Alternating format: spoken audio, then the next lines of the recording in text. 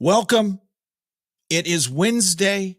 It's the 13th of September, 2023. I am Jeremy, and this is today's Classic Guitar Rock Daily Update. Thanks so much for tuning in. Just a few items today. Way back in 1995, I think it was 1995, Joe Satriani, Eric Johnson, and Steve Vai went out on a tour that was known as the G3 Tour. Yours truly had a chance to witness this in Spokane, Washington, way back in the day. To this day, one of the best shows I've ever seen. Well, here's the exciting news. G3 in 24 will feature this original lineup: Joe Satriani, Steve Vai, Eric Johnson, three of my favorite guitar players. Any of us budding, pimply-faced guitar players from the 80s and early 90s, we were all aware of these three virtuosos. Over the years, G3 is, featured. Always, Satriani's always involved, but then it's kind of a revolving cast of characters. Super excited to see that the original three will be going out on the 2024 version. There'll probably be more dates added, but right now it looks like it will kick off January 23rd in Tucson, Arizona.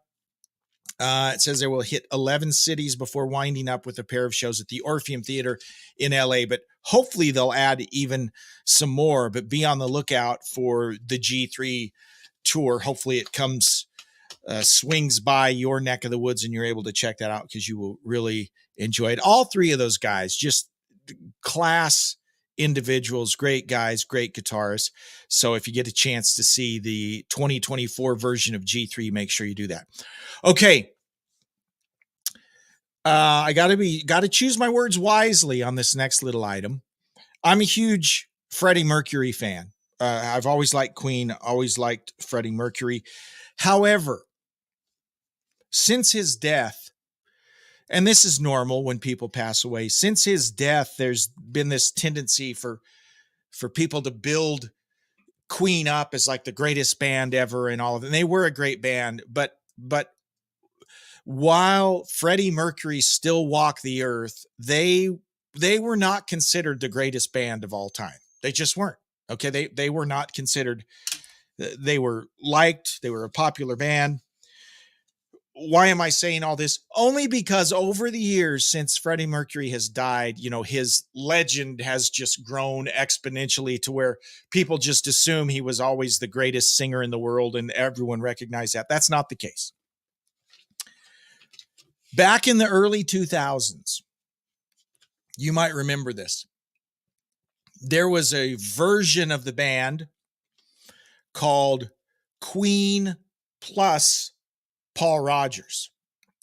So this is an interesting little lineup, and for a few years they toured. It was from 2009 to 2009, or from 2004 until 2009. Queen toured with Paul Rogers, and it's awesome.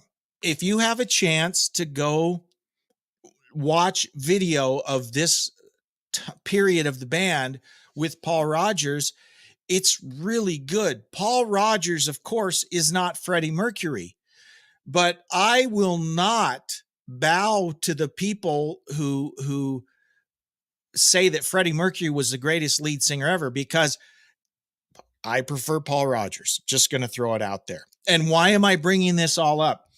Because in an upcoming interview in Classic Rock Magazine, Paul Rogers talks about his time with the band, and it was never called Queen. When Paul Rogers was along, it was called Queen plus Paul Rogers, because if you'll note, they're doing Queen songs, but they're also doing a lot of Bad Company and Free songs, and that's why it's so cool. I'm a big Queen fan.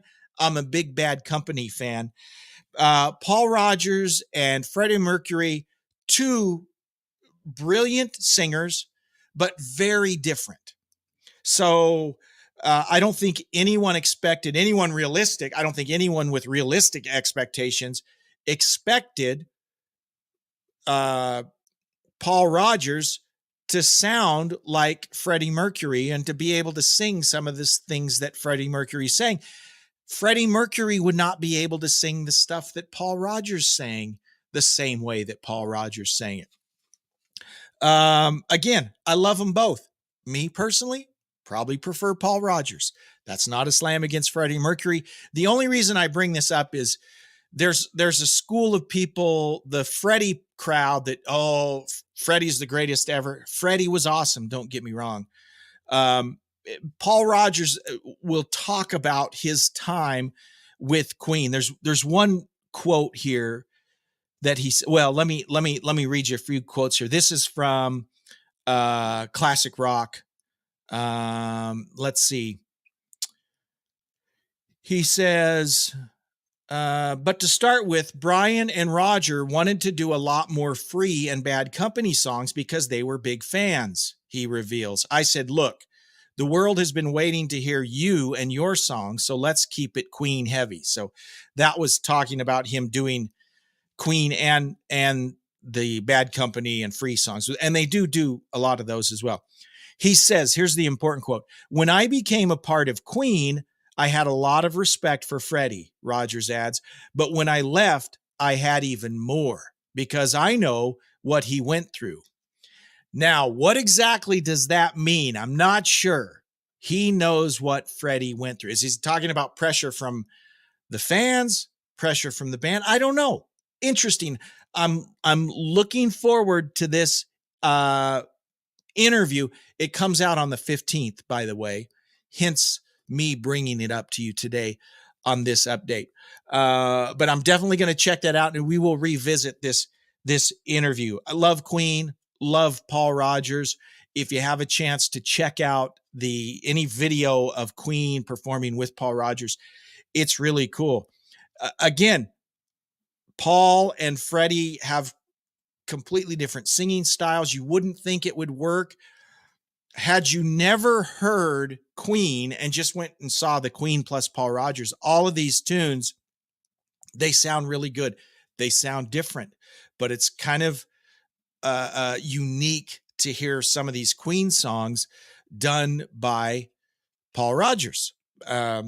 So two great artists, Freddie and Paul Rodgers, one paying tribute to the other as he joins Queen on stage. Check those out if you get a chance. And we will be back to talk about that interview once Classic Rock Magazine goes on sale on the 15th. Thank you so much for tuning in for today's Classic Guitar Rock Update, and we'll see you tomorrow. Bye-bye.